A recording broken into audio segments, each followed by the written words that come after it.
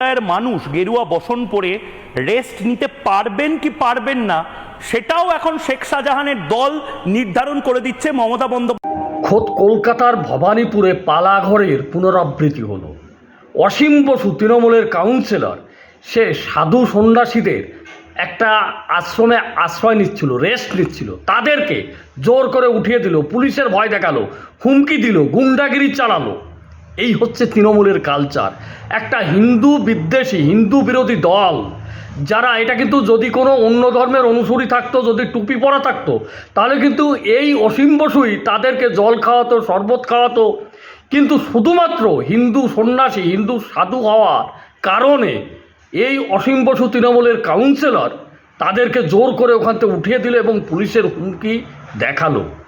নির্বাচন কমিশনকে বলবো যে ভারতবর্ষে যেখানে যে কেউ যেতে পারে, তাহলে এই অসীম বসুর বিরুদ্ধে কেন ব্যবস্থা নেওয়া হচ্ছে না? এই তৃণমূলী গুন্ডাদের বিরুদ্ধে কেন ব্যবস্থা নেওয়া হচ্ছে না? ইতিমধ্যেই নির্গুণানন্দ মহারাজজি তিনি কিন্তু হুঁশিয়ারি দিয়েছেন যে 19 তারিখে বিভিন্ন জায়গা থেকে বৈষ্ণব, নাগা সন্ন্যাসী এবং অন্যান্য সন্ন্যাসীরা আসবে।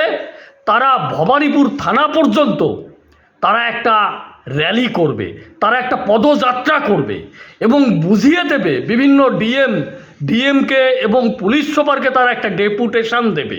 যদি তাতেও কাজ না হয়, পরবর্তীকালে এই হিন্দু সৈনিকেরা আরও জড়ো হয়ে পরবর্তী পদক্ষেপ তারা গ্রহণ করবে এবং প্রয়োজনে সমস্ত দেশের সাধু সন্ন্যাসীদের তারা একত্রিত করে এর প্রতিবাদ করবে এবং এই অসীম বসুকে গ্রেপ্তার করার দাবি জানানো হবে। কারণ আজকে এই যে ঘটনা পালাঘরে, কিন্তু এই ঘটনা ঘটানোর ফলে উদ্ধব ঠাকরে তার খেসারত দিতে হয়েছিল, তার কিন্তু গদি থেকে চলে যেতে হয়েছে।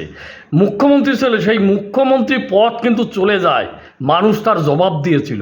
তাহলে এই ভবানীপুরের ঘটনায় এই রাজ্যের মুখ্যমন্ত্রীর কি পালাবদল সত্যি সত্যি হচ্ছে? পালাঘরে যেমন পরিবর্তন হয়েছিল, আজ ভবানীপুরের ঘটনার জন্য মুখ্যমন্ত্রীকেও তো তার গদি ছাড়তে হবে। এটাই তার একটা সংকেত দিচ্ছে। প্রয়োজনে সমস্ত হিন্দুরা, সমস্ত সনাতনীরা এই সাধু সন্তার পর এই নির্বিচার অমানবিকতার কারণে আপনারা প্রতিবাদে গর্জে উঠুন। জয় শ্রীরাম।